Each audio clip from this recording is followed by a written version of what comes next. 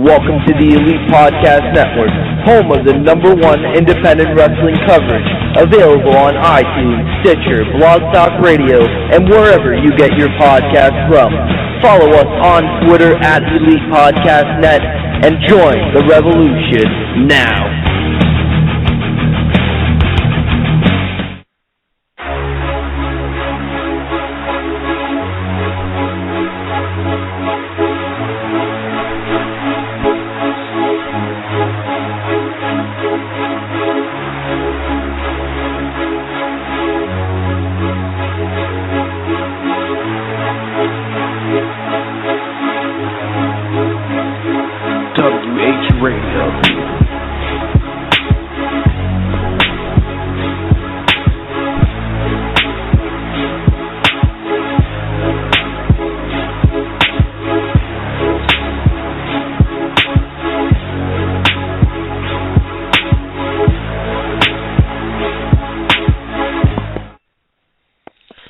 Welcome, ladies and gentlemen, to the Elite Podcast Network, and this is Wrestling Heads Radio. I am your host, Skits, and I'm here with my co-host, Mr. Oscar. What's going on, man?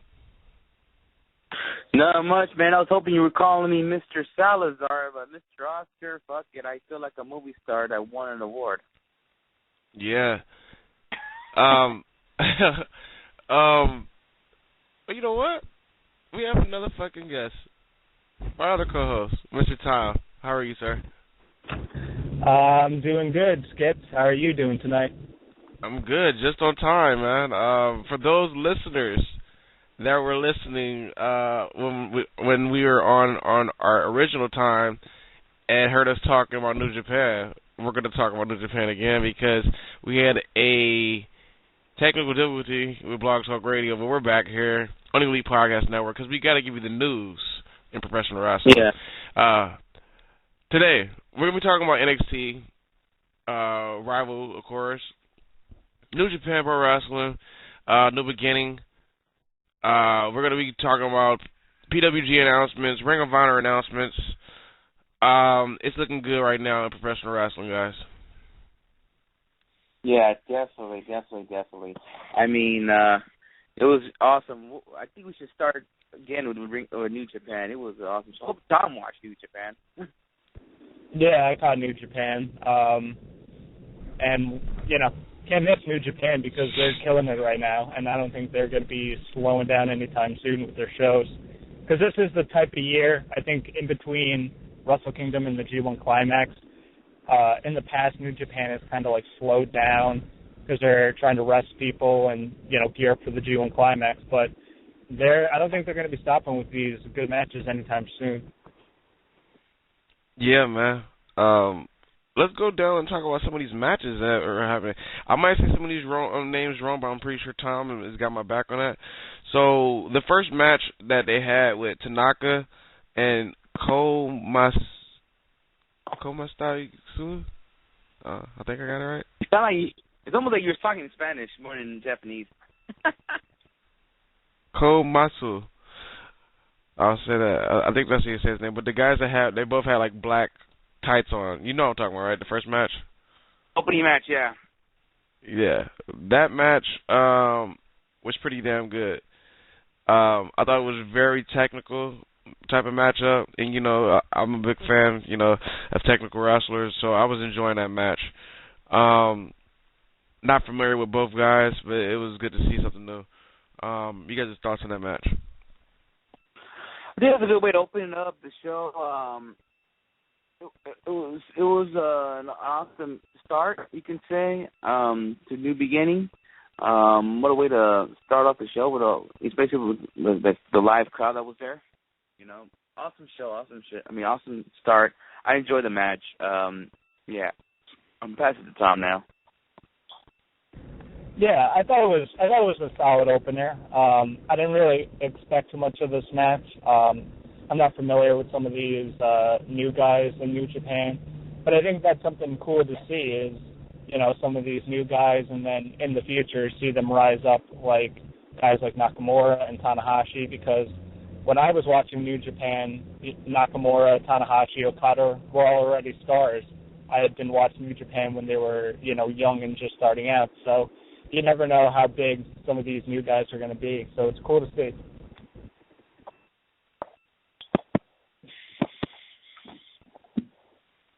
So you live. Oh, shit, I was on mute. My bad. My bad.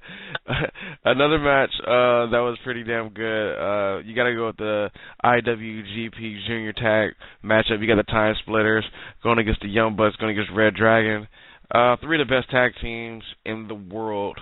We saw what they did at Wrestle Kingdom along with Forever Hooligans, and they put on another great show. We have new IWGP Junior Tag Champs, the Young Bucks. Let's go, Young Bucks. And whoever's listening that hates them, you can go ahead and say, fuck the Young Bucks. I know what you're talking about. But, yeah, what a great match. What a great tag team three-way match. I knew it was going to be great. I thought it would be the best match in the night, but that was another match that surprised me and ended up being the best match tonight. But I enjoyed it. I mean, happy for the Young Bucks that won it. But you know what's funny, guys?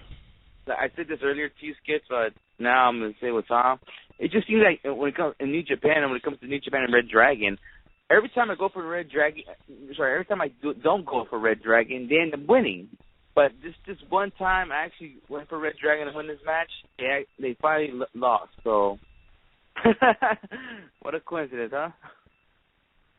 Yeah, it sounds like you're the bad luck for Red Dragon. So never root for them because they'll just keep losing. Right? Yeah. Well, we'll see. By the way, the tag belt, and it was funny, Tom. Earlier, we were talking that it would be nice now that the Young Bucks are the new IWGP Junior Heavyweight Tag Champs. Would it be nice to see at Ring of Honor 30th anniversary? It'll be a title match. I think me and Steve were talking about that earlier, and we thought it would be nice, but we don't know if that's going to happen. Yeah, I don't know if they would do title for title because then the Young Bucks would have to win back, I think, the ROH World titles because you couldn't put the IWGP Junior Tag titles on them just to take them off at a Ring of Honor show. I don't think New Japan would do that. It's an interesting idea, and going back on the match, I liked it. It was, a solid junior tag match. They always do. I didn't think it was as good as the Wrestle Kingdom 4-way. I thought this was a little bit below that. But, yeah. I was surprised to see the Young Bucks pick up the win. I thought that New Japan was going to go with a long reign for Red Dragon, kind of building them up as, the new tag team there, and then having somebody, I don't know who, take their titles. So to see them lose it kind of soon, it was surprising, but, I've heard rumors that New Japan wants to do a long-term Young Bucks Red Dragon feud for that junior tag division. So I think it'll be cool to see. We've seen it in Ring of Honor. It'll be interesting to see how they book it over at New Japan. You see, that's what me and Skip were talking earlier. What would they do next? I mean, are they really going to bring back Red Dragon again, or is they trying to change something up with the tag team division? I mean, that's something we were like, what's next for that division? And you believe they're going to keep bringing back Red Dragon? Yeah. You got to keep Red Dragon in the division. It's definitely weird, but I kind of want to see some fresh matchups. I feel like we've seen a lot of either Red Dragon just one-on-one with the Young Bucks or in some sort of multi-man tag match. I kind of want to see them change it up a little bit. I think the Young Bucks Time Splitters one-on-one match, they've done it before, but it would feel like something new. Yeah, I'm like with you, and I want they gotta put another tag team together or something to put in that division just to make it more fun. Because it seems like we see the same teams wrestle each other, which they're great, but new talent always is great. So we'll see what happens with that soon with New Japan Pro Wrestling. Hold on, before you move on, I just want to say that going back with Tom mentioned that you don't think we'll see a title match at Ring of Honor 13th anniversary. You know what? I agree with you, Tom. You kind of got me a little light bulb there, but I kind of see it this way. If they were going to do that title match, it possibly be most likely to happen in a New Japan event in a Ring of Honor match. I don't think I think Ring of Honor doesn't mind if they do it in a New Japan show. I don't think they don't. They don't mind, but New Japan doing it in a Ring of Honor show, I don't know about that. I'm pretty sure they were against doing the IWGP match they had earlier the year or last year at World of Worlds, but I don't know. We'll see. I don't think they're gonna do it at a Ring of Honor show. So yeah, I agree with you there, Tom. Yeah. But another match that I thought was good, and this was actually a tag team match.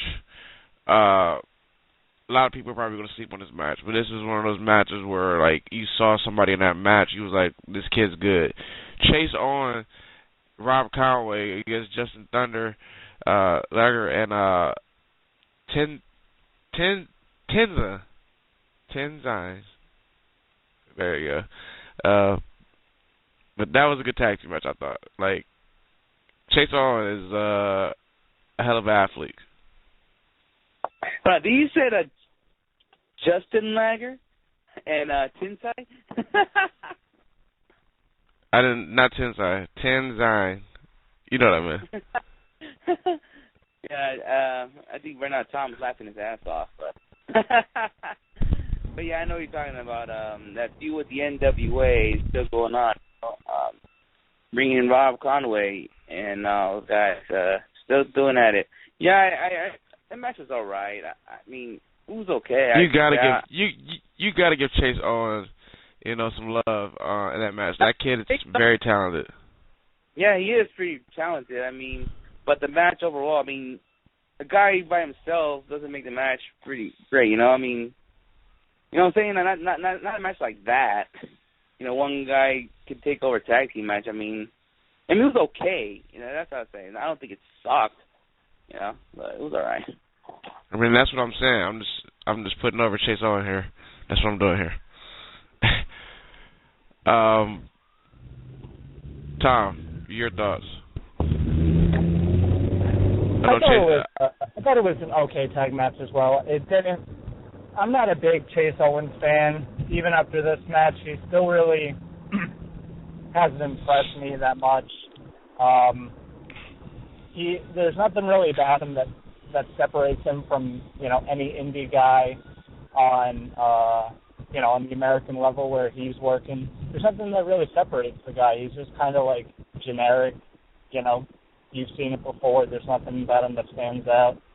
And I really don't like that Rob Conway is still brought into New Japan. He really hasn't had like a good match. He's had all right matches, but nothing that really, made you think that he needs to be on the show because he's putting on good matches.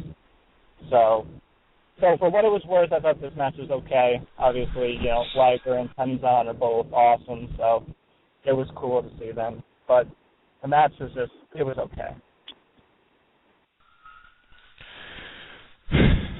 All right. All I gotta say, Chase Owens, that package power driver at the end of that match, it's pretty good, but we all know it's not as good as Mr. Sting. So, but or Patrick Gunn Jr. Let's move on. Now, I'm really about to put this guy over because I always do. Kota motherfucking Ibushi going against Hanuma. That was a good match. Please don't shit on this match here, guys, because I thought that was a good match. Ibushi does his thing, and Hanuma, he puts on good matches also when he's booked. Probably one of the best matches of the night in my book. Yeah, it was. And watch out those police sirens, man. I hear them. It's a good match. I enjoyed Kota Ibushi's work. It was pretty great. It was too early. I think it was too early where it was, but it was still good, though. Kota Ibushi, man, he is like amazing, very amazing. I'm just like you, Skip. I really like the guy. You know, you like to put him over and shit. You know, and yeah, it was a great match.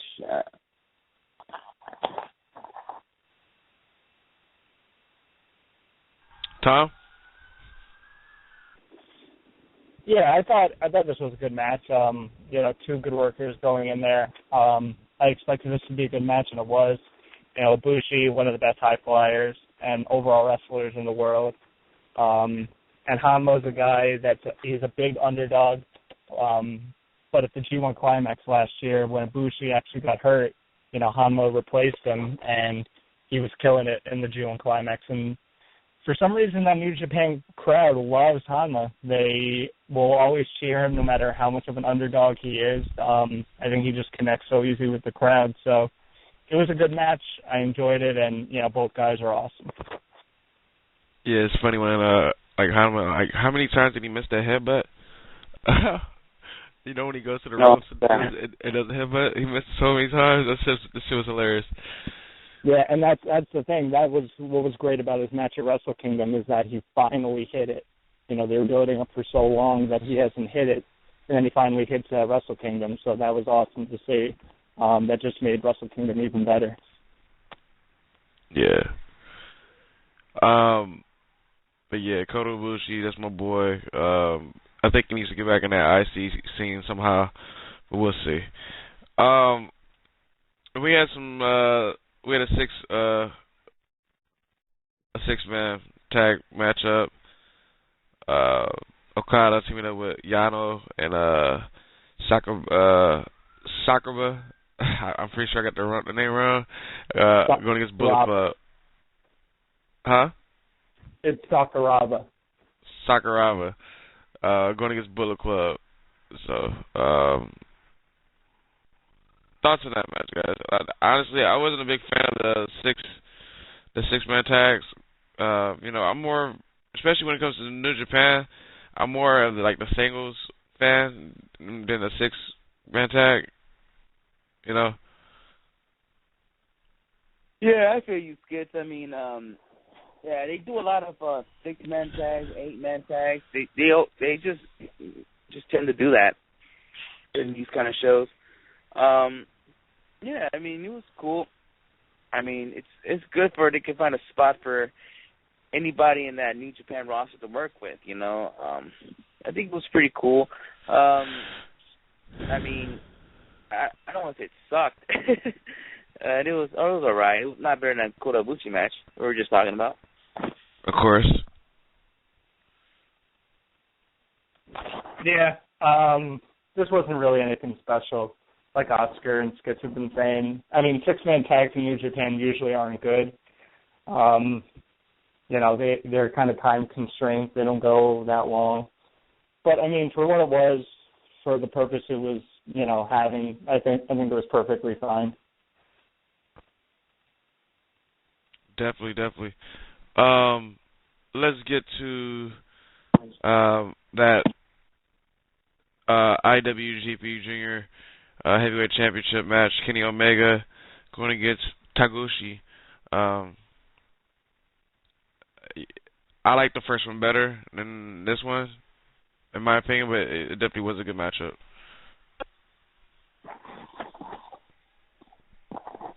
Yeah, I was going to say, Kenny fucking Omega, the cleaner himself. I mean, to me, this match was the best match of the night. Him and Taguchi, man, I mean, this was better than the Wrestle Kingdom one.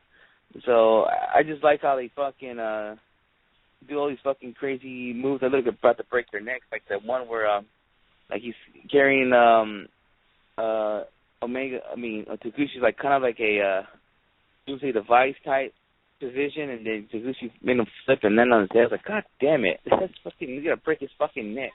You know, it was fucking awesome. You know. Yeah. Yeah. Obviously, both these guys can go in there and get the job done. Obviously, Kenny Omega is one of the best even though he's a different Kenny Omega. You know, he's heel for the first time in the Japanese scene, but he's doing awesome. And I have to go with Skip. I kind of like the Wrestle Kingdom one better than this one. But once again, like both of you said, this was another great match. And I think no matter how many times they could go in there, they're always going to have a good match.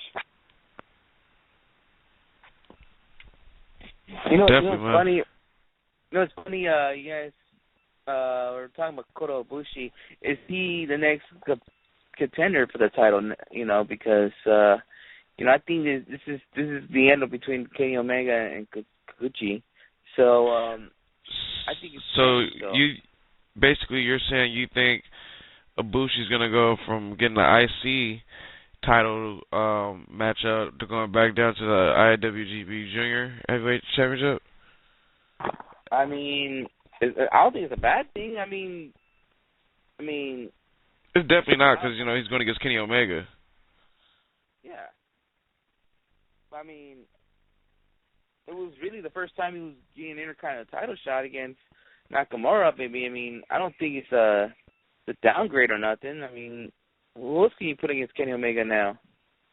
It's a good question. It's a lot of questions on, you know, who like guys are gonna face next. Like we mentioned earlier, like this next match we're gonna talk about AJ Styles and Tanahashi. We have a new IWGP Heavyweight Champ, AJ Styles, and the match with him and Tanahashi, it was good. I just didn't like how Bullet Club got involved in the matchup a little bit. You know,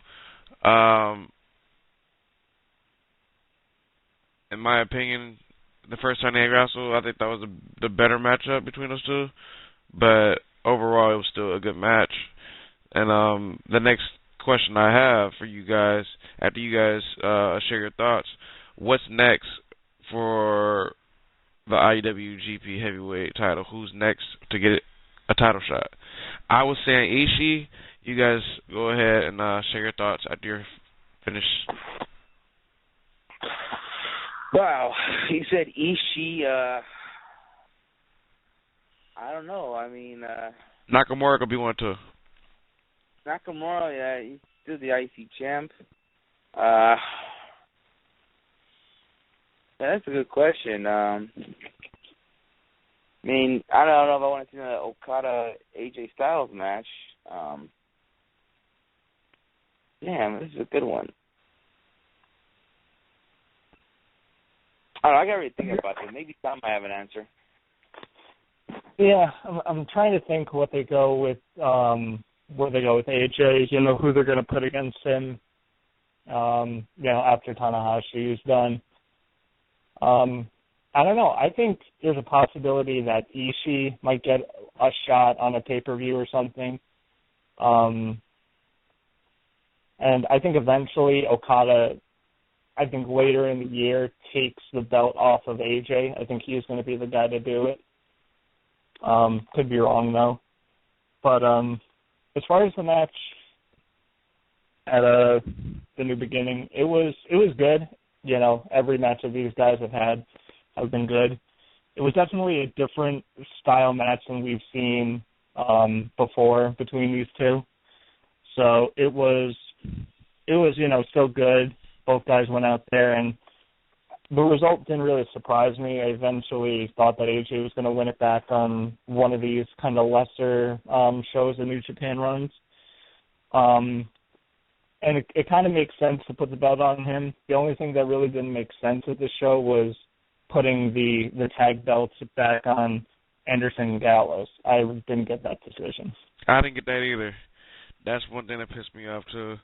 Like, I don't know. Like you just put the belts on Shibata and Goto. Yeah, you just put the belts on them. You know, you're building them up as a team, and you know they win at Wrestle Kingdom and take the belts off of Anderson and Gallows, and then they lose it back a month later. I don't get that booking decision. I know they're probably going to be going for this, you know, Bullet Club domination thing, but I don't know, why would he put the belts on them for only a month? You could have at least built something up. Yeah, that's what me and Skip were talking earlier. Like, I'm trying to figure it out. Like, why did he do that for? Is there a real reason why he did it? It's because the whole Ring of Honor thing. It was announced yesterday or 2 days ago that Carl Anderson and Doc Gallows will be at the 13th anniversary. I don't know if they want to bring him in as the IWGP heavyweight tag champs, in that event, I guess. Maybe that's why. Or maybe the powers that be in New Japan, maybe they probably thought he fucked up giving the belts to Goto and Shibata. Maybe they didn't see what they like, I guess. I mean, who knows? There's the multiple scenarios why they took that out, took the belts away from him. So, I don't know. But who knows? We might find out sooner than later. But, yeah.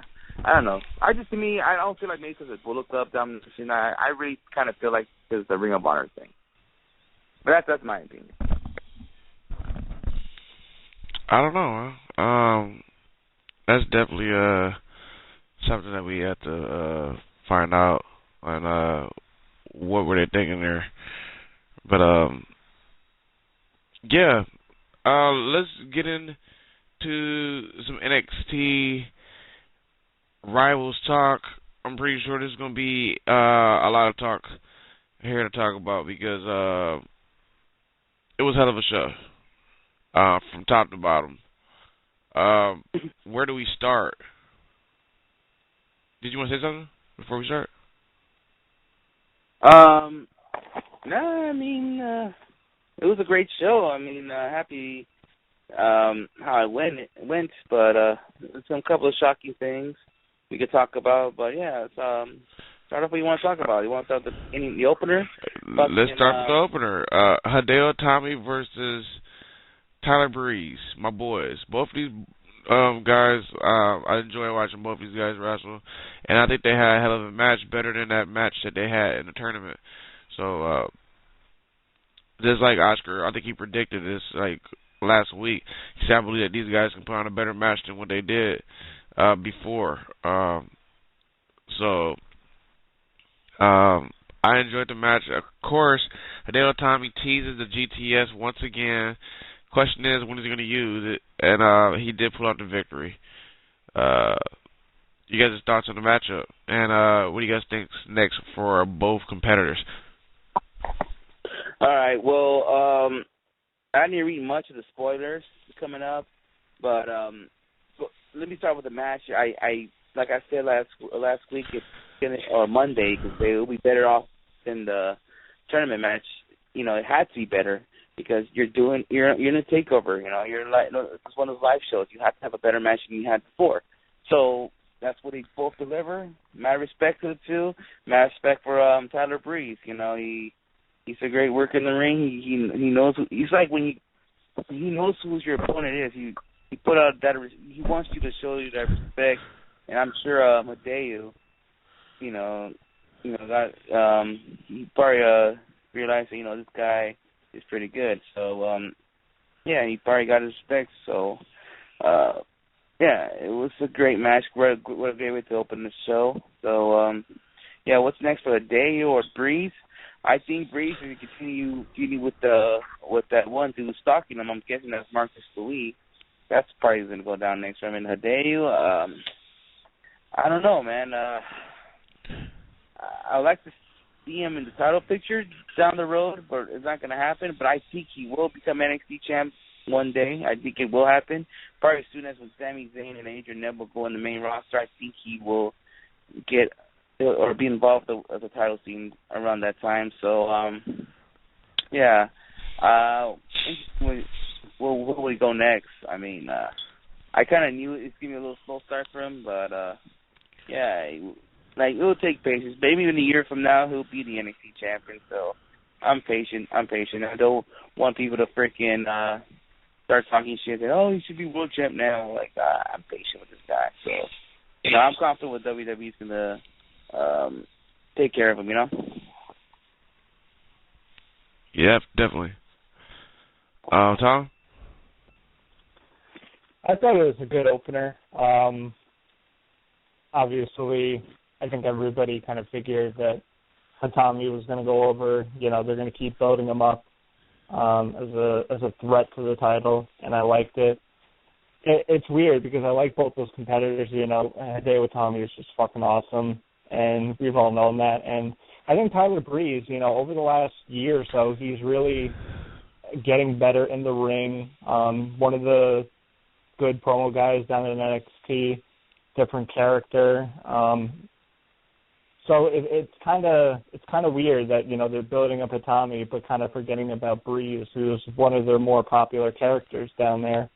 So hopefully, you know, this loss isn't, you know, a message saying that Tyler Breeze is going to be kind of sent down and just stay in the lower card of NXT, because I feel like he should be in the main event along with Itami as well. Yeah, man. I believe Breeze is he's very underrated. A lot of people don't give him that much credit, but he's one of the top superstars. And for those that are wondering who was that girl that attacked him, it was not a fan. It was one of the WWE's prospects. I don't have the girl's name, but I know she's a prospect. So she's basically part of the development. So let's go ahead and move on the Takeover show. Next match was Bull Dempsey versus Baron Corbin, no disqualification match.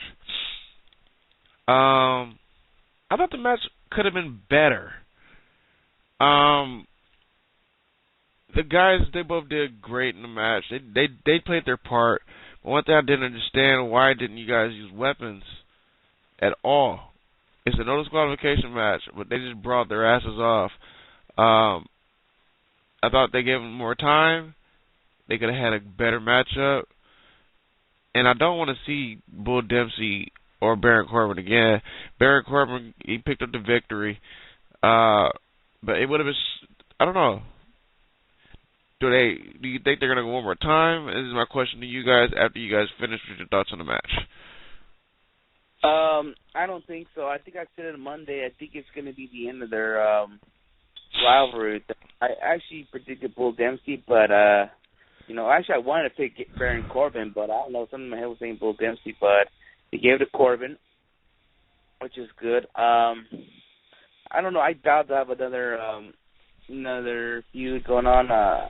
Like I said, I read a little bit of the spoilers. It doesn't seem like they're going to continue on. So, yeah, I don't think so. I think this is the end between the two. Thank God it's the end of the feud, so time to move on.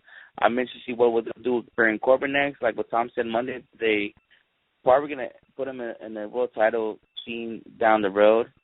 So, yeah, let's see what he'll do next. Tom. Yeah, I thought, the match was okay. Like you said, they didn't use any weapons. So, you know, there was no point to making it a no DQ match because they didn't use any weapons. They barely brawled on the outside. So there's no point to the no DQ stipulation. Wasn't really a good match. I'm not a fan of Bull Dempsey, and, you know, I'm kind of warming up to Baron Corbin. He's still really green, so but I think he'll progress better than a guy like Bull Dempsey. I think eventually we'll see Baron Corbin putting on better matches, you know, because that's the point of NXT. You know, not everyone in NXT is like, you know, Kevin Owens and Sami Zayn and Neville, who, you know, 10 plus years experience in the business. You know, he's just working on it. So it was okay. Like I said, it was short, thank God. So it wasn't too much of a drag. Boom! Boom! His music is crazy. Next match, you got the NXT Tag Team Champions, Blake and Murphy, going against the Lucha Dragons, and Blake and Murphy retain their titles. Matchup was kind of sloppy. Botches by Khalid. What happened, Skits? Okay, I think what Skits trying to say there that there was it was kind of sloppy. There was a lot of botches around. I mean, Kalisto just fucked up in one point. I'm back. All right, good. You're back. And I think one of the guys, was it Blake or Murphy, fucked up doing one of those. But there was a couple of crazy spots, like it seemed like they tried to do a Frankensteiner, but meant to do it landing on the head onto the ring. Man, it's like, whoa, shit, that was kind of crazy. There was a couple of interesting spots in this match, but I agree with you, Skits. This match was a little too sloppy, and it's probably this match ends the whole Lucha Dragons and their tag team title picture. So, what's next for Blake and Murphy? Looks like Enzo and Big Cass is next. Question is Enzo and Big Cass heels? I mean, I don't know. I mean, reading the spoilers, it looked like they started off with something, but I don't know their heels. I don't think they're heels, though. The crowd were like, they were over. I mean, that'd be dumb if it make them turn heels now. I think that'd be dumb. Because they're so over right now in NXT. Yeah, I mean, Enzo and Big Cass are two of the most popular guys in NXT, so I don't think you can even make them heel, because even if you tried to, I feel like it wouldn't work because the crowd just loves them that much. But as far as the match goes, this was a sloppy mess. I mean, I don't know what was going on with Sin Cara and Kalisto. They were botching like crazy, and we rarely have seen that from them, especially Kalisto, So I didn't enjoy this match. It was, okay, but the botches just really hurt it. It seemed sloppy. It kind of looked like that Kalisto and Sin Cara didn't care. Like they were just going out there and this was just a match. And Blake and Murphy, not really sold on them yet. I'm sure maybe with time. Me neither. Yeah, it's too early for me to judge if they're going to be good or not, because we haven't really seen too much of them. As soon as they first started teaming up like this, they win the tag team titles, and it seems so quick. So over time, we'll see if these guys are legit or not. So, but for right now, I really think they dropped it. I really think they dropped the ball on the Vaudevillains. I don't think so. I think with guys like the Vaudevillains, you could bring them, back into the title picture at any time. They're another team that's insanely over with the crowd, even though they're heels.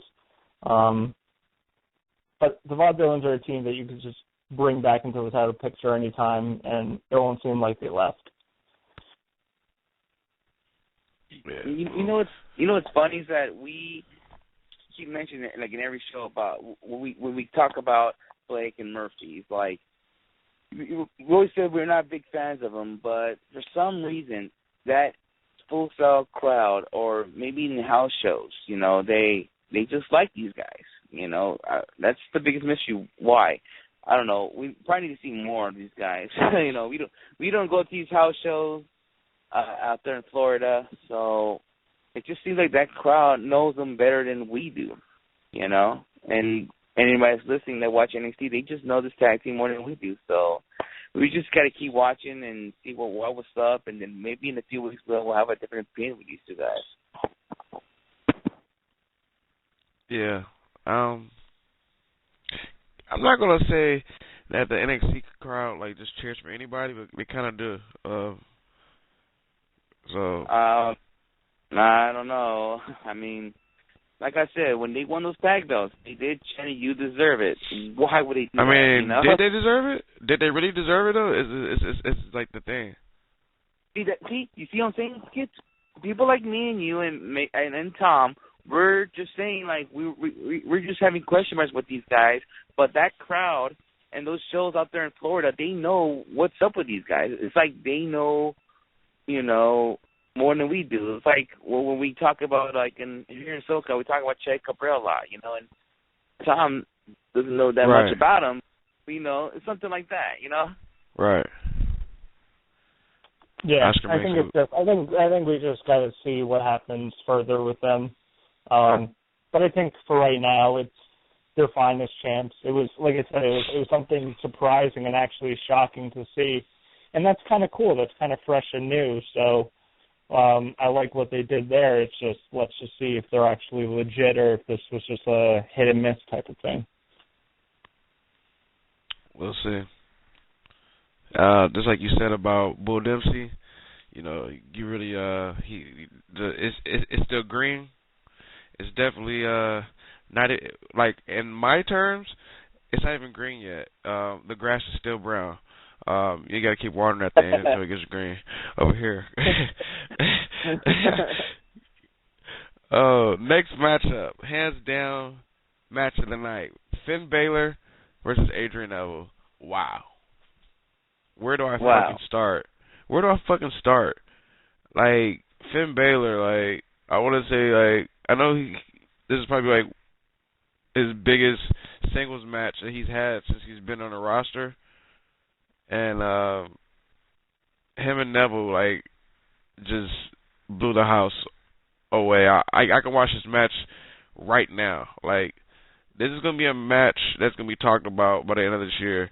This could be a match of the year for WWE/NXT, for sure. And we have a new number one contender winner, Finn Balor. So he's going to go ahead and go against the champ, which we'll tell you in a bit. But how about those spots? And one of my favorite spots was when Finn, he basically dropped and kicked Neville in the face and got back up, and Neville just super kicked him in the face. That was some crazy shit. How about the spot when they were outside and Balor, he kicks him into the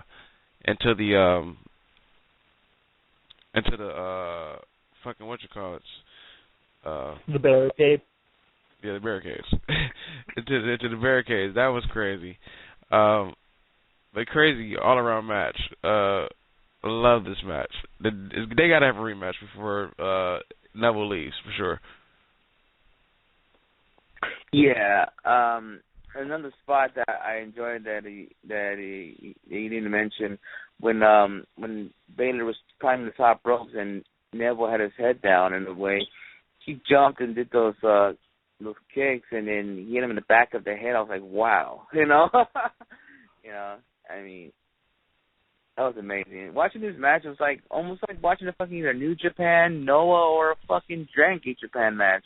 I almost thought I'm not even watching a WWE match. You know what I'm saying? It's like, it was just amazing. And I said it on Monday, this is going to be the best match of the night, and I was right, These guys went to they had similar success. They went the same route pretty much. To be honest with you guys, I have never seen an indie match between those two guys before, or a match before the WWE days. I know Neville spent time in Dragon Gate Japan, and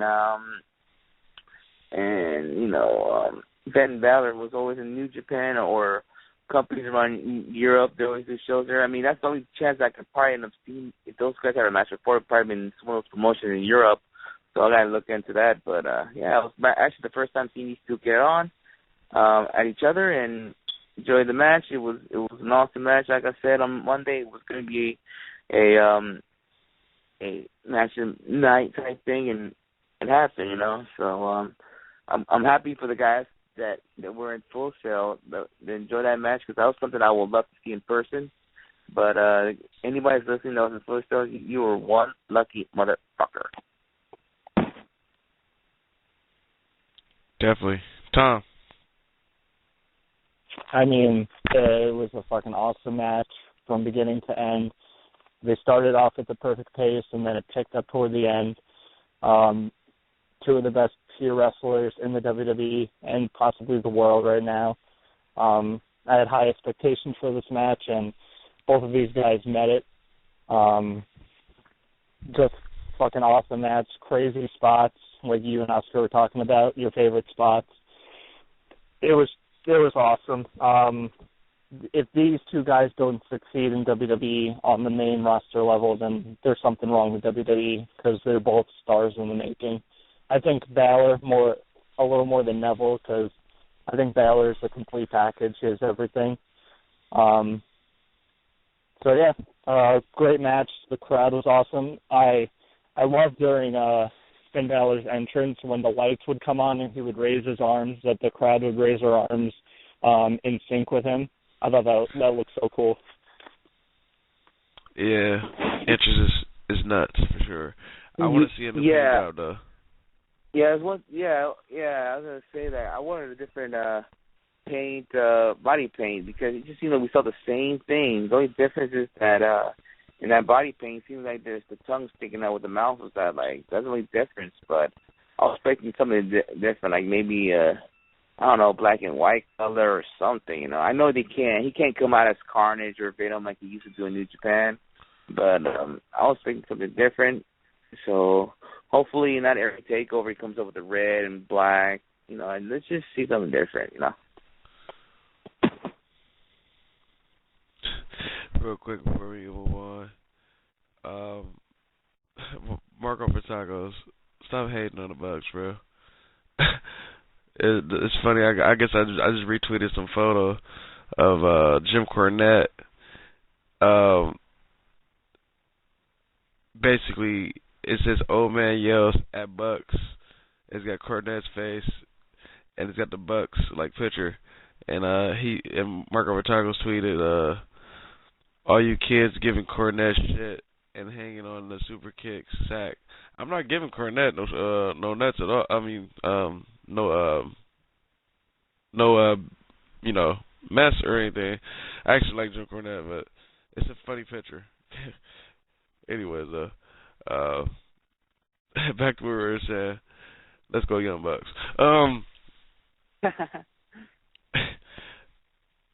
So the Fatal 4-Way for the NXT Women's Title match. This match is another match. There's probably another match of the night too. Bayley, Sasha, Becky Lynch, and Charlotte. They went on a whole nother level. This is probably the best takeover women's match I've seen yet. Bayley showed up. Sasha showed up. Becky Lynch showed up. Charlotte showed up. Those girls showed up to fucking play. And how about that one move Bayley did through the ropes? Looked like she been taking lessons with Sami Zayn. Because Sami Zayn does shit like that. That shit was crazy. How about Sasha when she had, I believe it was Bayley and Becky Lynch stacked in the corner and like just dropped on them? Oh yeah. How about that flying lariat over the ropes what Charlotte did? The match was crazy. I want to say Becky Lynch did a suicide dive too. Like, this shit was crazy. We have a new women's champ, and I told everybody she's going to win. It is my girl Sasha Banks, the most improved NXT superstar of 2014 in my book. Yeah. Sasha did win. I was going for Charlotte to retain, but oh well. I'm happy that Sasha did win the title. She deserved it. So, yeah, it was a great match. I don't know about the best women's match in NXT history. I mean, there's. I said Takeover. Or Takeover, doesn't matter. But I still questioning maybe Charlotte and Natalya was probably better than that. So, I mean, you could argue that was probably still a better match in the four-way. I can argue with that. I mean, you got four girls, you got two girls. I mean, not shitting on that match. Not saying it was bad, but this match was hella way better. I mean, that's just my opinion. It was crazy. Yeah, I can watch it again. Yeah, it was crazy. Happy that Sasha did win the title. It just seems like she, when she won it, she was trying to try not to show emotions, maybe because it's her character. But yeah, I just want to note that. Your opinion, Tom? First off, this was a awesome match. Beginning to end, it was fast paced. I like that. All the girls went out there and had their moment to shine. You know, they had different spots that they got in. So I like that. I was kind of worried, you know, even though all 4 women down there are great wrestlers, I was worried how the pace was going to be, how they would interact with each other. But I liked it. You know, they all went out there and just killed it and showed why the women down in NXT are awesome and why Sarah Del Rey is a great teacher. I mean, she's putting these girls to work and it's paying off because we see improvements in girls like Charlotte, Bayley, Sasha Banks so quick. It doesn't take a long time for these girls to get it, and it's probably thanks to Sarah Del Rey. So got to give props to her as well. But I liked the Natalya Charlotte match. I don't know if I can say it was better than this. It was 2 different types of matches. You know, a one-on-one match is going to feel different than a fatal 4-way match. It's a different type of pacing. It's a different type of feel. I really can't say I pick one over the other. They were both awesome matches. So I can't really pick a favorite or if one's better than another. I think they're on par with each other. Yeah, I definitely get you where you're coming from. But that match was crazy. Those girls set the bar, for sure. And question is, I've been hearing, since we're on the talks of the NXT divas, there's talks about some people on the main roster, you know, the higher ups are basically you know, basically saying they don't know if they're ready for Charlotte. Can Charlotte make it, basically? I mean, the comment that, I mean, I read that supposedly she's not super model looking to it. I mean, that's not smart. I think she would look nice in the bikini and shit. I mean, she ain't no Eva Marie, but she looked fine as fuck. I seen a picture earlier, looking fine. Yeah, I know she's pretty. I'll tell you that. I mean, I'm glad. The difference between Charlotte and Eva Marie is Charlotte's a fucking real wrestler without fake tits, and Eva Marie is looks like a clown with all that makeup on. I hate Eva Marie. I will never like Eva Marie. I don't care. She could do a 450 splash, and I wouldn't like her. Well, I'm pretty sure she'll give you pussy. You hit it right away. Well, anyways, yeah. I mean, yeah. It's just funny that they said that. I mean, I don't know. And plus, at the same time, I feel like I don't know if I want Charlie to go on the main roster. Because when she goes in, what she's gonna do? You know, that's my question. What the hell are they gonna do for her? I mean, if they're gonna put her in, they better find some kind of long plan. Either she becomes a heel or something, and have a long program with Paige or something, then I'm cool with that. But I just have no idea what to do with her. You put her in, what the hell are you gonna have her do? Become a fucking bodyguard? You know? That's my question. You're gonna put her as Tamina Snuka's role? I don't know. Yeah, but that would just be a huge waste. And like you said, I don't know if I want her to go up to the main roster just because the divas aren't given shit up there. They're not taken seriously. You know, even a girl like Paige, you know, she was supposed to be the anti-diva. And as soon as she got up to the main roster, she gets put in Total Divas. They always, like, have to mention her body and her skin color like it fucking matters. It's just how the divas are treated on the main roster where Vince and all the higher-ups don't give a shit about them and look at them as models more than wrestlers. Yeah, I know. Yeah, that's how it all is. You know, they don't put them as wrestlers and just make them as models. That's why they bring in chicks who doesn't know shit about the business and they fucking put them in their roster, you know. Ask Cameron, ask Eva Marie.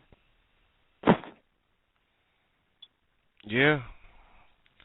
But we'll definitely see what happens with their, you know, it's all talk. Hopefully somebody gets their fucking shit in over there in the backstage. Because Charlotte's a great fucking talent. And, of course, the main event, Sami Zayn versus Kevin Owens. Wow. Great match. It was a good match. Kevin Owens just fucking destroyed my boy Sami Zayn towards the end. And they had to stop him. He was powerbombing him, like, at least 3 powerbombs, and they had to stop the match. But it was a good match. Not the best match those two put on, ever in history, because these guys have a long history. But it was definitely a good matchup for Kevin Owens' first big match in NXT. So we have a new champ. Give us your thoughts on the match and your thoughts on the new champ, and what would you like to see with him as a champ? What would you like to see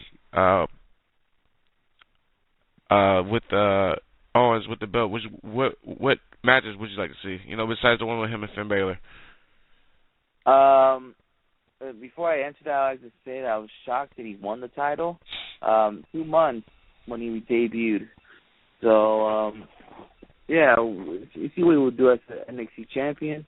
I know he's not to wrestle Finn Balor down the road, but I just want to still continue to talk about this match. It was, I kind of agree it was either Corey Graves. I think he mentioned that he was comparing in the beginning as Brock Lesnar and John Cena's SummerSlam match. I don't like that. Huh? I don't like that, how he just put them throwing Cena and like Brock. Like, well, it took a while to see Sami Zayn getting the offense in this match until the ending of it. So he was finally fighting back, and then until he got that supposed concussion where he landed on his head, and he was basically destroyed him most of the match until the end, and then it was pretty good. I think it looks more good on Owens because you can make him look like a freaking monster, and whoever thought of that? You can make him like a freaking dangerous predator in that ring, and that's good. I want Kevin Owens to be dangerous. I want, to show opponents fear, so that's what I like to see, and hopefully they do that in the main roster when he makes it, He destroys people like Randy Orton and shit, and I'm happy for him to win the title, even though I feel like it's too soon, but happy for Kevin Owens to win the title, and let's see what he's gonna go against. I would like to see him against Finn Balor, but it's gonna happen.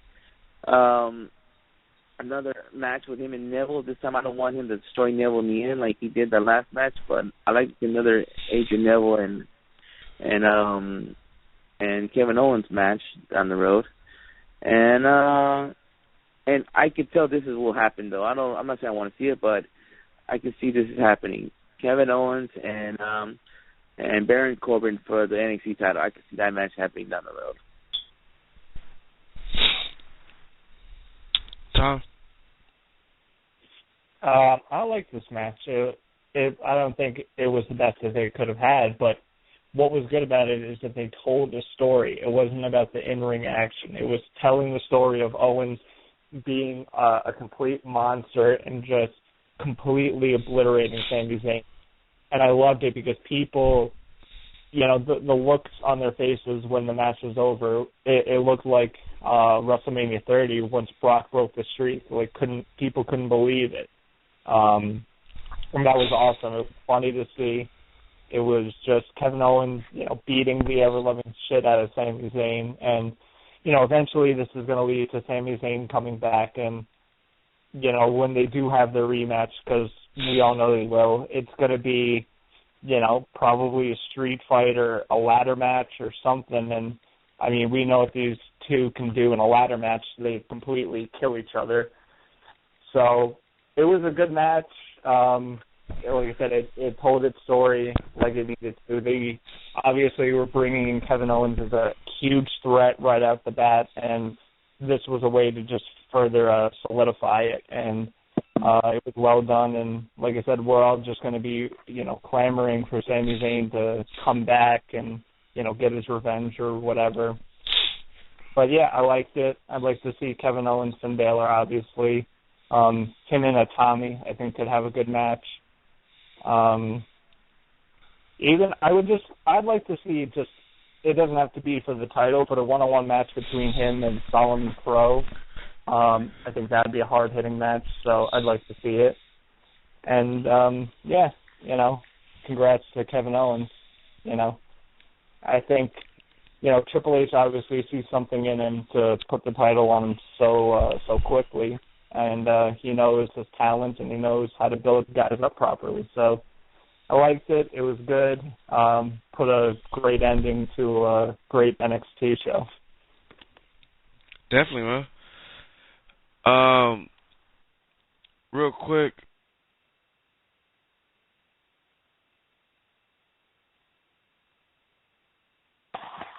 You okay, this sketch?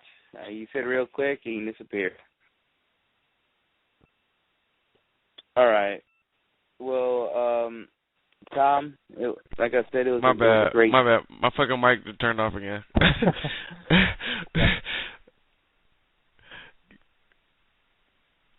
Go ahead. Go ahead. What were you going to say real quick? What? I was going to say, let's take a quick break, and we'll come back and talk about some Ring of Honor, PWG announcements, and some other stuff. All right. Be right back.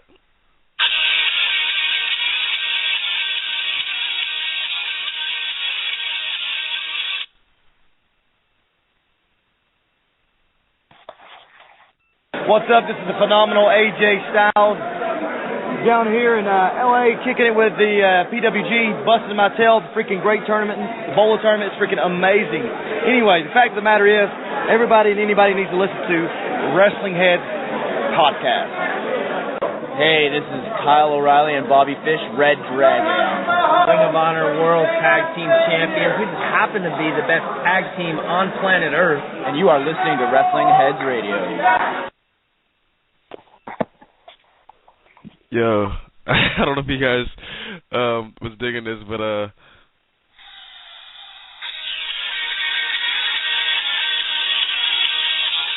you guys know where that's from, right?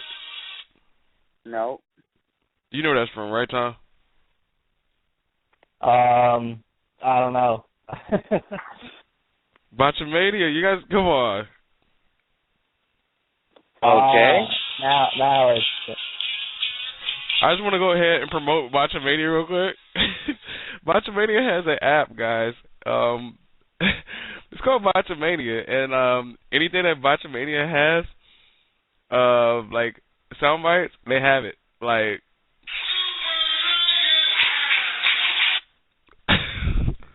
I don't know if you guys can hear that. Did you guys hear that one? I mean, it sounds like, to me, okay, it might sound cool, but it sounds like shit right now, so...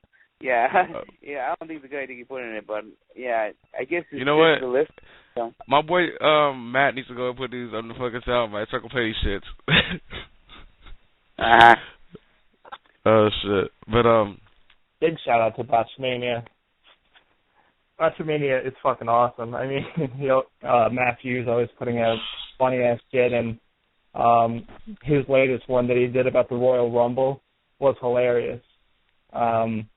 So, yeah, big shout-out to Botchamania. I mean, always making funny videos. And we all know when somebody botches in wrestling, it's bound to wind up there. Yeah. We got, we'll be taking some calls in a minute. Shout out to my boy Adam Cole. Shout out to Adam fucking Cole. I know he's not listening, but shout out to Adam Cole because he's still the man. I think he tweeted something earlier about it's Valentine's Day tomorrow, which means my high expectations. Playgirl spread drops. Here's a sneak peek, and it has him flicking off somebody. I'm pretty sure I can find myself in the background because it looks like that's the corner we hang out. No, I think that's the other one. But it's the match with him and Cedric. Remember when that last show that we went to Oscar? Yeah, PWG. Yeah, the last matchup. Before we talk about PWG and Ring of Honor announcements, let's put on a regular card that's been calling up lately. You guys want to take a guess who it is? Let me guess. Mark Out for Tacos. Ding, ding, ding, ding, ding, ding, ding. Mark out for Wow. tacos. Mark out for tacos. Just for that, kids, you should buy my next PWG show. So I'll say, hey, thank you, Mark out for tacos. I got a free PWG ticket. Thanks for you. Tell that guy to keep dreaming. Hey, you better tell him to keep dreaming. Mark out for tacos, you're in there. Hey, what's going on, man? By the way, that last little commercial break you took, when Kyle O'Reilly said it, he was dead on fucking point. The best tag team on planet Earth. I can agree with Adam Cole. Excuse me, Kyle O'Reilly. Feature shock. Remember, man, Red Dragon, not feature shock. I got to do something to make myself feel better from the disaster for me that was the other day in professional wrestling. But real quick, I definitely agree with Mr. Kyle O'Reilly, because Red Dragon and the Young Bucks both carry that crown together. They are both the best tag teams in the world. Both. They carry that together. I won't even really hate on you saying that, but the fact is that if the Briscoes ever decided to go full-time again, they both would be fucked. No. I'm sorry. The Briscoes I know you are like the best tag team since the Dudleys in the ECW day, man. I mean, come on. You're the only person out here pushing the Briscoes like they out here doing big things.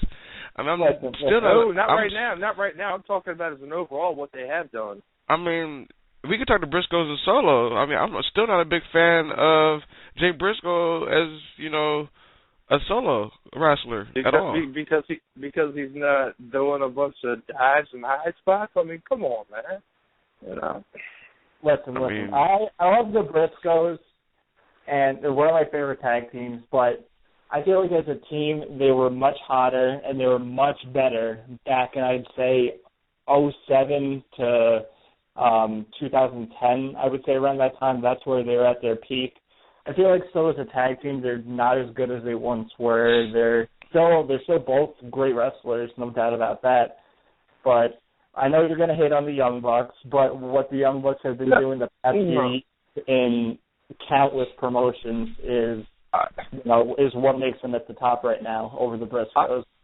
My deal, man, is that it's not that I necessarily hate them, and I'll give them credit in being a good team. I do. I mean, I'm not stupid, but my thing about them is that I'm not trying to sound cliche and say all they do is high spots and super kicks, but it's sort of true, and they but they majorly lack any psychology in any of their matches that make me invested in anything.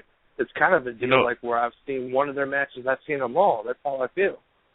Real quick, I think that's a very, very unfair assessment of the Young Bucks. I would say if this was a few years ago, you may be right, because there was a time when the Young Bucks were first kind of picking up steam. I'd say maybe 2009, 2010. They were a lot more spotty. They weren't as good. But I feel like over the past few years, starting, I'd say 2011 is really where they picked it up. Once they got out of TNA, I think they just picked it up completely. I feel like a lot of their matches are more psychology-driven. There's not really any points where the match slows down. It's not really like that, but I don't think they're as spotty as they once were. And, Hey, Tom, if you don't mind me interrupting, just one more thing to add on to this. Do you think that might have something to do with the fact that a few years ago the tag team scene was a lot more hot? It's like the Kings of Wrestling, the Wolves, the Briscoes teaming on a regular basis. And now you don't have those teams around, so that gives the Young Bucks, more room to look that better, and it's easier for someone to point out, like, oh, they're the best tag team, because you don't have nearly as much competition now as you did back then. I still think the Bucks would be up there with those guys. Yeah, I think so. I think the problem was that once the Young Bucks started getting, hot and it picked up steam and they started getting noticed more, is when those tag teams were getting out. I think if they had started, doing all this stuff earlier, then they could have easily, I think, competed with the Kings of Wrestling, with the Briscoes, with anybody. They've had good matches in Ring of Honor with Steen and Generico when they were teaming up, and Generico were a huge part of the indie tag division during that time. So I was in Virginia for the first ever Young Bucks and Steen Generico match, which was at a show I believe called Contention back in '09. And I liked them, That was like the first time I saw them, really, But for me, they're just a little. I guess one of my problems is that I think they're too repetitive. They're a little repetitive for me. Real quick, I just want to tell you something. I mean, my boy Matt Grant's gonna thank you for pushing this from, but there's an interview that you might want to check out on WWP's YouTube. He's interviewing them, and I believe Matt and Nick, they said, if I want to go in a match and do 15 super kicks, I'm going to do 15 super kicks. If I want to do 5 flips, I'm going to do 5 flips. I'm going to go out there and have fun. Basically, is straight up is what they said in an interview that Matt interviewed him with. And I saw that yesterday, and I low-key thought about you. Like, they do what they want. And so if they want to throw 15 super kicks in the match, they're going to throw 15 super kicks in the match. It's an overkill. It's an overkill. Yeah, but that's their whole thing. Like, part of being the Young Bucks is throwing super kicks. It's throwing more than one super kicks. It's, the super kick party. That's what people come out for, to see them. If people didn't want to see the super kicks, then the Young Bucks wouldn't do it. But that's what draws people in, is the super kicks and, more bang for your buck. And, just recently the Meltzer driver. I mean, now when people see Young Bucks match, you can't say the Meltzer driver is not nice, bro. Oh, no. It is nice, but, I think it's a little What about the Indy Taker? I think it's a little absurd in the sense that, okay, they had the tandem tombstone before that, and then they had to go ahead and think to themselves, and they're like, oh, what can we do to be more flashy? And so I think the Meltzer driver is... What about the Indy Taker? That's fucking stupid, man. I ain't going to get into that. To each their own, man. That's the thing about being a wrestling fan. To each their own. It's cool, Because I believe that's the thing about the Young Bucks, is that you love them or you hate them. And you know what? They get people talking either way. I don't know. I mean, is there fans like me in Reseda ever towards the Young Bucks? When we're in the crowd, we hear, "Let's go Young Bucks," and then half the crowd, "Fuck the Young Bucks." Yeah, I don't know if the people that are saying fuck them are just doing it because it's fun to do it or because they really don't like them. I don't know. That's something I don't know. Who knows? I mean, I think there's people that don't like what they do. I think there's always going to be wrestlers that people don't like. So I know this is a whole different wrestler, but I know a guy that hates Adam Cole. I don't know why, and Adam Cole's a fucking beast. So yeah, I agree with you on that one. Yeah. So there's certain wrestling fans that like what I like Daniel Bryan. Maybe the next person next to me likes Roman Reigns. Maybe I like Cesaro. Yeah. Maybe the next guy, he thinks Cesaro sucks and he likes Chris Hero better. That's how it is, yeah. So, yeah, man. There's people that like Roderick Strong, as a wrestler, and even though you boo him, you respect him. But then there's people that just fucking hate Roderick Strong and don't like anything about him. Hey, dude. Speaking of Roderick Strong, that's the great thing about wrestling, is you can love and hate whoever you want. Speaking of Roderick Strong, I actually came across someone who's from a semi-popular indie website who runs it, who says not only does he not like him, but he doesn't think he's any good. He's never seen anything in him. And my jaw kind of dropped, and I'm like, okay. I know somebody that said, Roderick Strong hasn't changed since, like, a long time ago. So, sorry about that. That's bullshit. Yeah, see, that's the opinions of guys. And, I think Roderick Strong has progressed I think, great. I think Ring of Honor doesn't give him the same opportunity to be the biggest dickhead heel that PWG does. But even when he was a face and he was kind of the gatekeeper of Ring of Honor and PWG, I thought he was still a better promo guy. I think once he split up from Truth Martini, he kind of picked up some stuff from him. And I think his promos are, they're not great. They're not, at the top of my list, but they've definitely gotten better. Oh, man, they're great compared to what they were in, like, 05, 06. Definitely, man. I love Roddy Strong. Especially heel Roddy Strong. I like heel Roddy Strong way better than face Roddy Strong. But he's a beast still, regardless. Oh, yeah. I mean, what he's doing at PWG is fucking awesome because, I mean, you watch those shows and, there's people that like Roddy, but for the most part, everybody just fucking hates him for what he's doing, for what he's doing, what he did to Kyle O'Reilly, what he did to Rick Knox, and I think that's one of the main things. Speaking of Rick Knox, it's funny you mentioned Rick Knox. Rick Knox is missing a finger. I don't know if one of the guys fucked it up at PWG, but you notice that he's been covering his finger. One of his fingers is gone. Yeah, dude, that could have happened at Lucha Underground, maybe. I don't think it happened at Lucha. I started thinking it happened at PWG, that show, when Roderick Strong fucked him up. Because he started wearing the cast at the first Lucha show, Because I was there. He still had that cast on. So, I think he had heard it. Roderick Strong fucked up his finger. Maybe made him lose the finger, or the tip of it at least.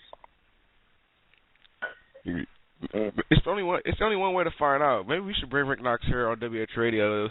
We can find out what's going on. Okay. We can talk to him. We can talk to him about PWG Lucha and all that shit. We're gonna try to book that. But yeah, man, it's always a pleasure when fucking Marco Vitagos calls up, because he's like the most controversy fucking caller that we have. I attempt to be entertaining. The most controversial caller that we have. Always calls to argue with us. That is what's great about Wrestling Heads Radio, is we come on and we argue and we bitch to each other, but it's all in the love of pro wrestling. Yeah. Yeah, it sure is, man. People are listening, start a hashtag mark out for tacos to PWG, because, that'd be nice. Hey, man, I actually want to go to a show, dude. I wouldn't not go just because of the buff. I mean, I'd love to go so I could heckle them, Fuck it. I'm pretty sure they'll just suck it. Yeah, man. But yeah, man, it was fun chatting, man. Y'all have a good show. I'll keep on listening. Yeah, definitely, man. We got some more announcements to make out and talk some more shit. So listen on in, man. All right, guys, take it easy. I'm gonna throw you on mute. Right on. Mark Over Tacos, ladies and gentlemen. You know what to do is follow him on Twitter, Mark Over Tacos, and once you get some tacos, mark out. Okay, Ring of Honor. They've announced Bullet Club is coming to Las Vegas. We got Carl Anderson, the big man Doc Gallows, going against they're gonna go against the Kingdom, and they're going against the Addiction. So it's gonna be a three-way tag match. That's going down. That's been added to the show. Also, Maria versus ODB has been added. ROH is definitely throwing some shit at us, some curveballs, and I'm with it. I'm actually surprised you didn't say the Bullet Club versus the Kingdom versus the Bad Influence. I thought you were gonna go that way, but you got the Addiction right. Yeah, I'm liking the card for my first Ring of Honor show. I don't like the main event, but I'm liking the rest of the matches. I was thinking about wearing a Red Dragon shirt at the show, but now I'm thinking about switching to Bullet Club since I heard all these announcements. Fuck that. So, I'm wearing Tommaso Ciampa. Go ahead. Where's Tommaso Ciampa? Next champion. I remember at PWG he was in a pink shirt, so it was kind of crazy. And I think he came on Kevin Steen's X stage.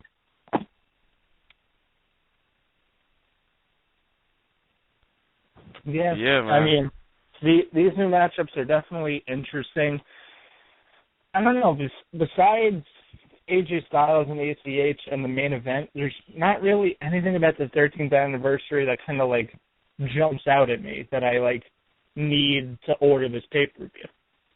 Still going to probably do it because it's, Ring of Honor and I want to support them, but I don't know, it just seems like besides those two matches, the card's just kind of blah. There's nothing really that stands out. It's going to be a show stealer or is going to fill out the undercard well.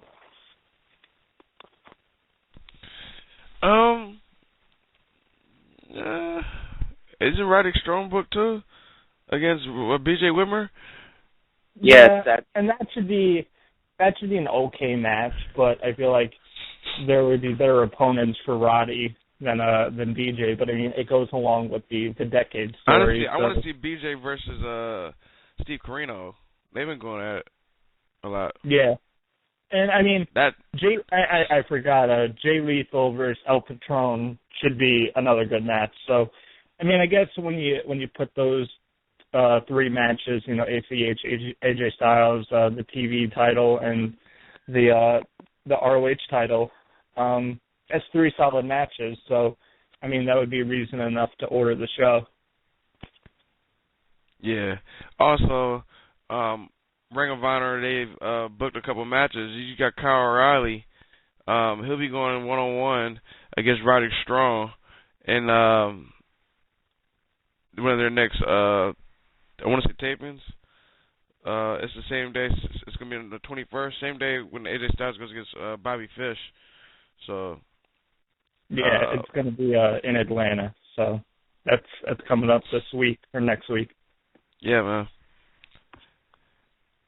Red Dragon will be still in the show that day. Yeah, and it would, whoever goes to the Atlanta show, you see some different matchups, and yeah, so that's what I like about the shows that they do between the big shows is you get matchups you probably wouldn't see.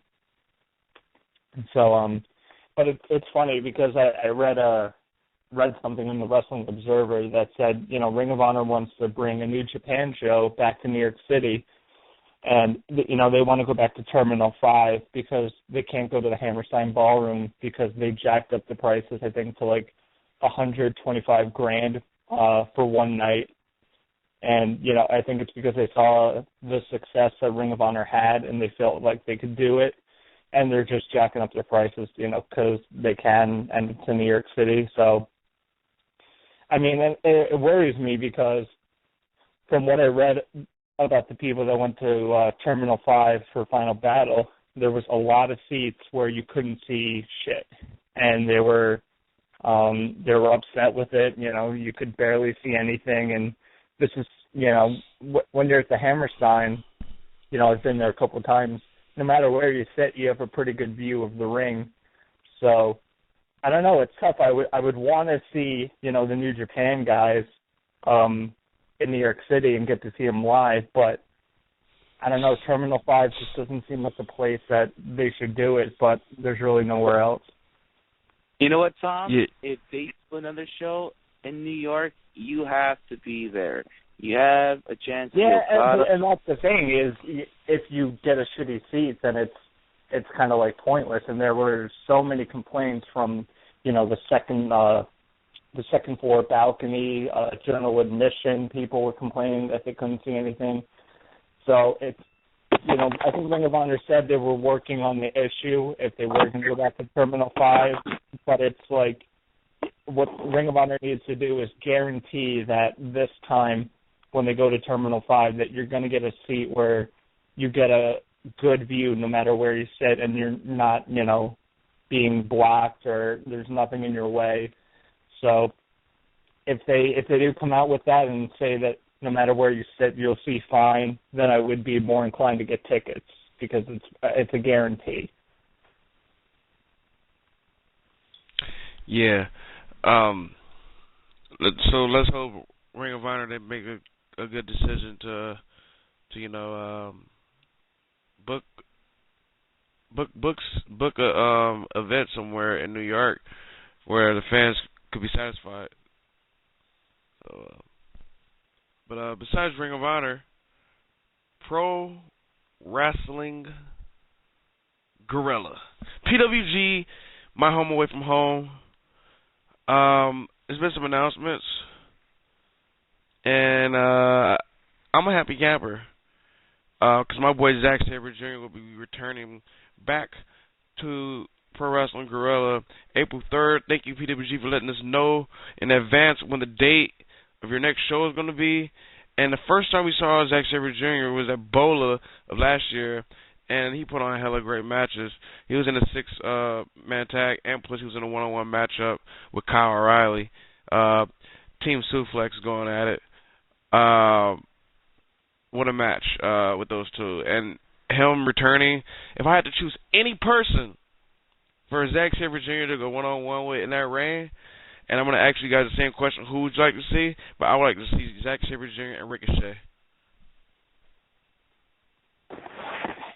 Yeah, if that's even possible, that'd be great.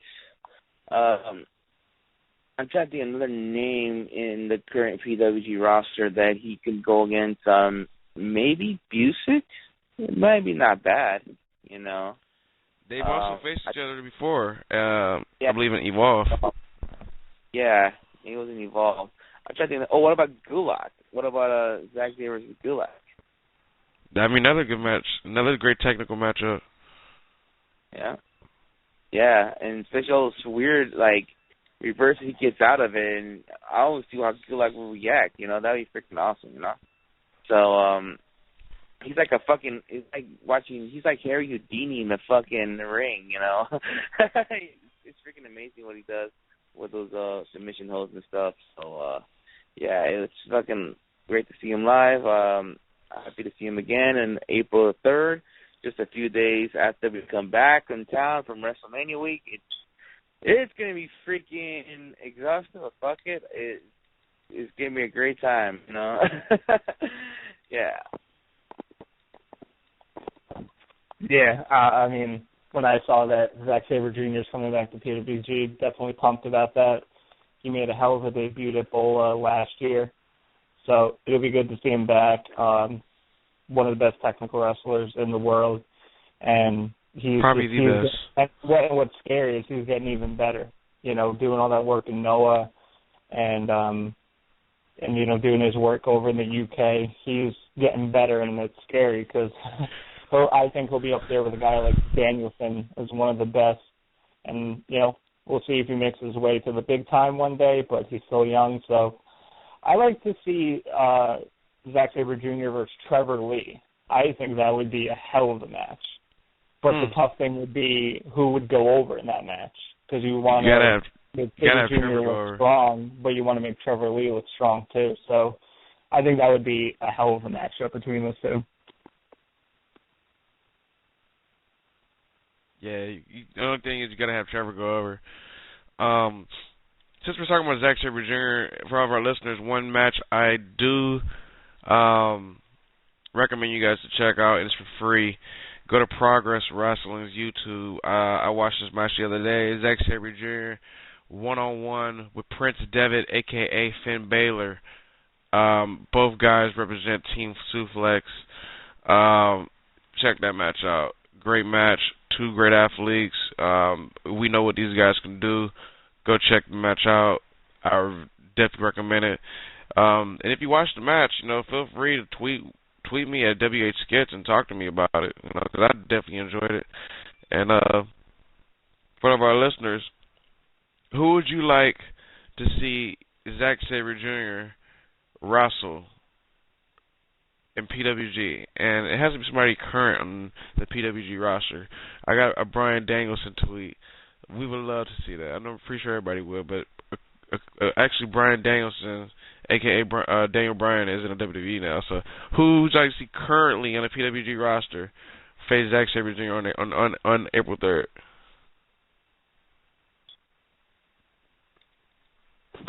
I don't know. It'd be tough. Maybe him versus Gulak, if they can get Drew Gulak back for that. I think that would be a perfect matchup to bring Sabre Jr. back. Yeah. Also, another announcement at PWG, Andrew Everett makes his return after his injury to PWG. That was announced today. Pretty pumped for that. You saw what he did, when he was here at first, before he got hurt. If I had to choose anybody for him to go against, I would have to say Trevor Lee would be a good one, but we've seen that already, kind of. Him and Ricochet. You always get the Ricochet in the match. So maybe him and Matt Sydal, him and ACH, him and Cedric Alexander. So a lot of guys you can put him in a match with. What about you guys? I was thinking a match between him and AR Fox would be nuts to see. Wow. But I think it's good to see Andrew Everett back. I mean, we only saw him in that three-way Mystery Vortex too, and then right after that he gets injured and he was out for quite a while. So we didn't really get to see too much of him in PWG. So it's good that he's coming back, and hopefully he's still doing his crazy flips and doing his shit, and he's definitely a guy who's going to be on the rise if he can stay healthy. Definitely. Yeah, I'm happy that Andrew Everett is coming back in PWG from a serious injury. He suffered right after his debut in PWG, which sucked, but I'm glad he's coming back. He fucking amazed that crowd out there. And when I remember when I was on my way to the show, I remember Skits calling me like, "Hey, Andrew Everett's here." I was like, "Oh, you gotta be fucking kidding me," because I've ever seen his work at CCW and Ring of Honor before he came down to Reseda, and he was basically the highlight of that match between him and Cedric and Trevor Lee. Even though Trevor Lee, showed his fans respect, but I really think Everett in that match, got the fans respect more than Lee did. So then, I thought all three just tore the house down. That's just my opinion. All three, but I think the crowd was all into more than Andrew Everett than those other two.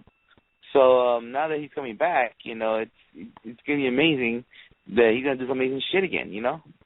So So what Marco Photographer tweeted about him against Lee. I mean, we saw that in the triple threat match, but in a one-on-one match in PWG is gonna be fucking awesome. Yeah. I'm here on Twitter. Back to Zack Sabre Jr. He has to be at the WWN live shows, because if he's going to be in town April 3rd, and WrestleMania week is the week before, right? He has to be somehow booked in WrestleMania week. I'm seeing some guys talk about that right now. So let's hope. Now, I have a question for both of you. What do you think DDT4 is going to happen? Because, for the past couple of years they've been holding it in January, and obviously this year it didn't happen. I don't think it's going to return in April, so do you think they're going to go back to it being in May like it was for a number of years? I'm hoping that it's this April show, and that is mentions just two guys are coming back. Of course you got Monster Mafia. I'm pretty sure they'll stick around. You got Beaver Boys probably stick around. You got to throw in like the Addiction, Joey and Candace for sure. That's what 4 tag teams right there. Maybe throw Drew Gulak and Biff Busick together. Maybe I don't know. For some reason I have a feeling they're gonna throw Cedric and Everett together, ACH and Fox together. I mean, let me book the fucking show. Yeah. I don't know, but I think DDT4, whenever they do have it, it's gonna be nuts. I see them bringing in another team maybe just for DDT4, like an outside talent. But yeah, I was just thinking about that because, you know, for the past couple of years, DDT4 has been in January, and you know, now they're pushing it back. So I don't know. We'll see what happens. You know, I trust PWG. They're always putting on the best shows, so it doesn't matter when it is. Definitely. Real quick, let's go around some matches that have been booked and some wrestlers have been booked at certain places. Of course, we all know Ricochet and Josh Alexander had a match at Alpha One, but guess what? They're going to AAW and they're going to have a match Saturday, February 28th, the day after PWG. So it looks like those two will be leaving together, heading to Chicago to do AAW. So Ricochet, Josh Alexander going at it again. If you haven't seen the first one, better hope that Alpha One posts that matchup for free again, or you can just purchase it. But those two going back at it. And how about this one, guys? Brian Cage. He actually just had a match with Matt Hardy. It was a TLC match for the FSW title. How about B Cage was in a fucking TLC match? That's crazy. Or you could call him a man known as Cage. You know, like what they call him in Lucha Underground. I don't have the date of when they're gonna wrestle, but Cage and Matt Hardy will be going in a TLC match. You said it's from Fighting Spirit, right? Yeah, FSW. It's for the championship. Oh, FSW. Is that promotion from Vegas, right? It's got to be. Okay, the FSW is from Vegas. It's that promotion from Vegas. And you know what would be nice? They do that show the night before Ring of Honor. That'd be sweet. Yeah. I'm pretty sure next week, if we find the date, we'll definitely talk about it. But definitely going on with those two. Of course, ladies and gentlemen, you got Justin Thunderlager. He's going to go against Coco Cabana February 21st. That's going to be happening. I don't know the promotion. I don't have the promotion's name here. Excuse me. Actually, it's PWS. PWS. So that's going to happen. That's in the New Jersey area. For all those folks in New Jersey. House of Glory. Guess what? Mark out for Taco's favorite tag team, the Young Bucks, will be going against Austin Aries and Bobby Roode. That match is going to be good. Damn. That's freaking awesome. Yeah, there's a lot of good indie wrestling upcoming in February and March. I mean, you got AIW next Friday. They got a big show. And AAW the week after that. PWG. A lot of good promotions doing some good things. And, you know, Smash Wrestling's got some shows coming up as well. Alpha One. I mean, the list goes on and on. It's out there, people. Good wrestling is out there. You just got to dig a little deeper and find it. Yeah. Back at this House of Hardcore, which is in March, you also got the Dudley Boys going against the Addiction. That's another great tag team match that's going on. The Dudley's still out there doing work, and the Addiction, you know, they're always getting booked everywhere. So that should be a good one. And you got Matt Hardy going against Carlito and Lance Hot in a three-way dance. Tommy Dreamer going against Eric Young in a South Philly street fight. I feel like Tommy Dreamer's always in a Slim street fight.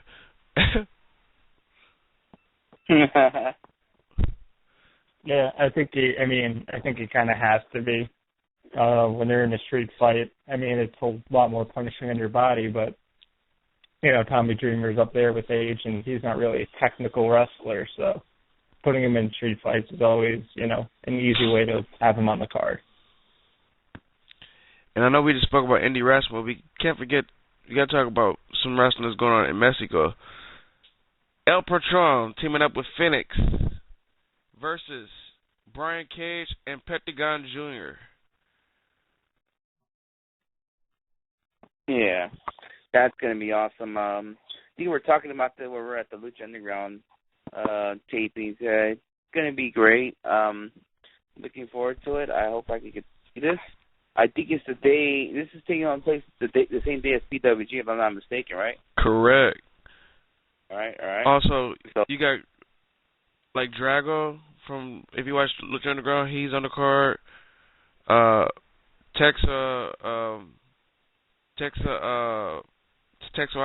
Jr., the guy with the fucking cowboy hat on over there at Lucha Underground? Yeah, Texano Jr. was the 2-year AAA champion before Patron took it from him. But yeah, Texano Jr., he's like probably the biggest heels down there in Mexico. And wait a minute, he was at Lucha, at Tom, you saw the latest episode of Lucha Underground, right? I did, yeah. Yeah, he's the guy that tagged Del Rio this past episode. That's the guy we're talking about, Texano Jr. He's he's big time in Mexico. He's a top heel there. He's being part of Lucha Underground. That's pretty good.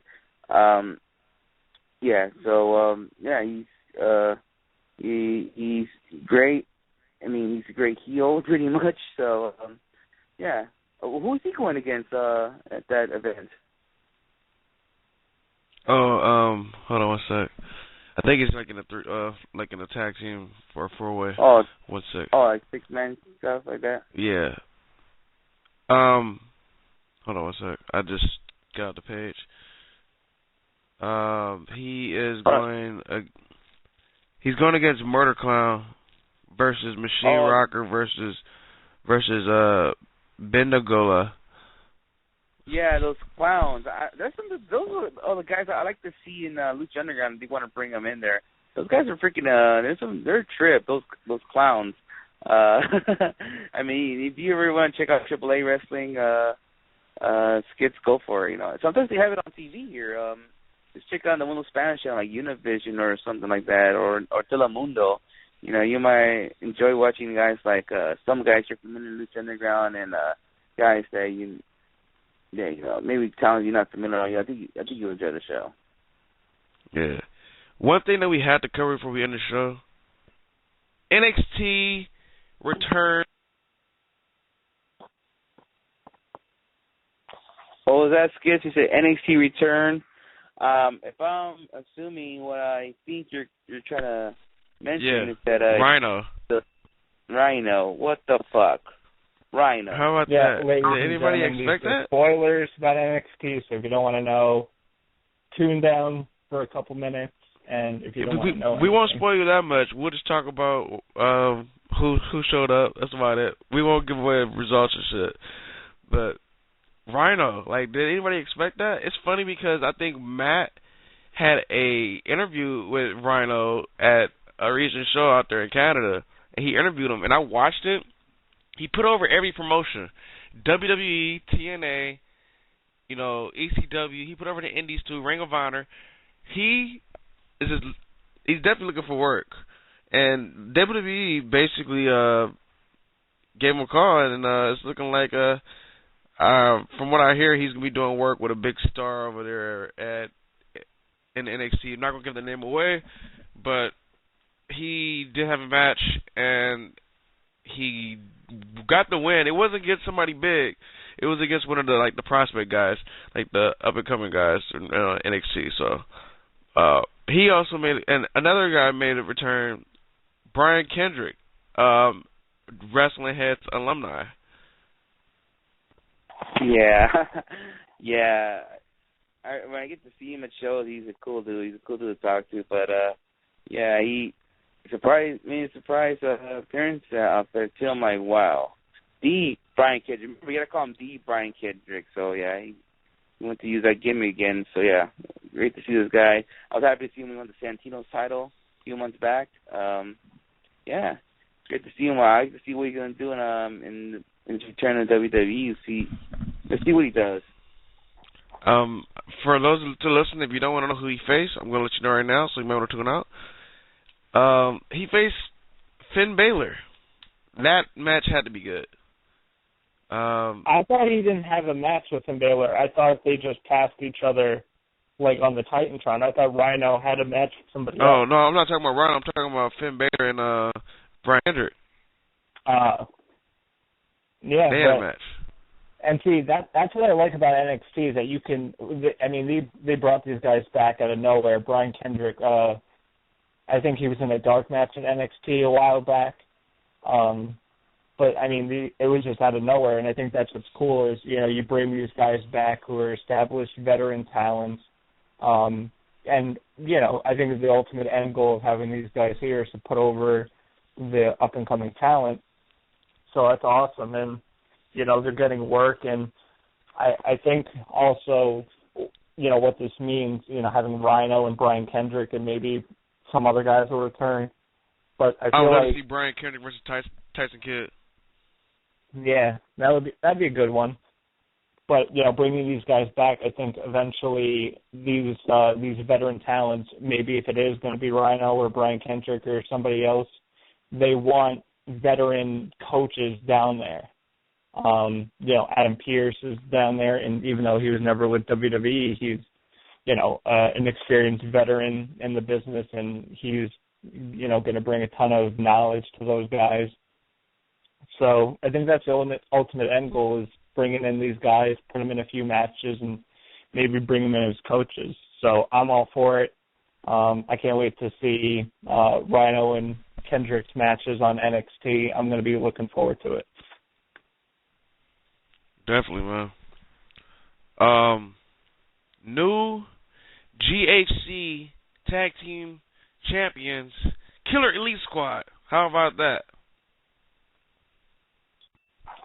Yeah. Just shows you New Japan and Noah's relationship. It's pretty good. You're bringing the squad, taking out taking the GHC tag titles. That's pretty good. I mean, great move by Noah.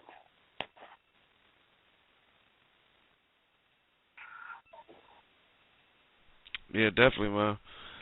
Yeah, and this is just furthering the relationship between New Japan and Noah.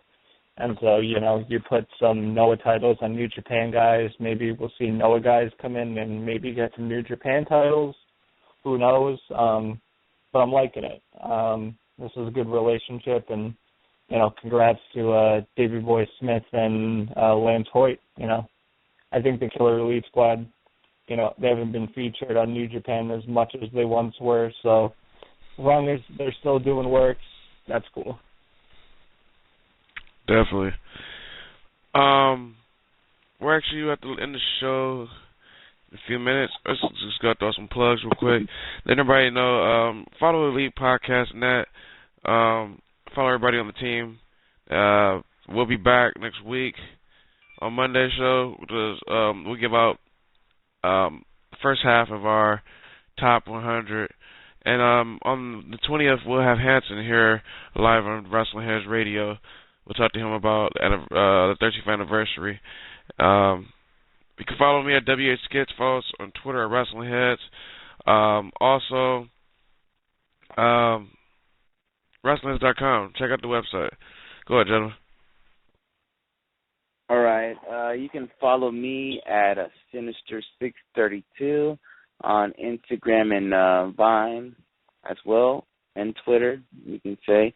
Oh, and before I keep getting on my plug, I just want to say anybody from the LA area or nearby, over in the Wrestling Guy store next weekend, 1 week from tomorrow, you can say, Saturday, February 21st. Vince Russo will be there at the Wrestling Guy store, and he's going to have an open Q&A. Pretty much you can ask him anything you want just for $30. You can join him in the Q&A, just Say what you want to say. You want to say something about his time in WCW or whatever. You want to give him shit, go for it. I think he will talk shit back to you.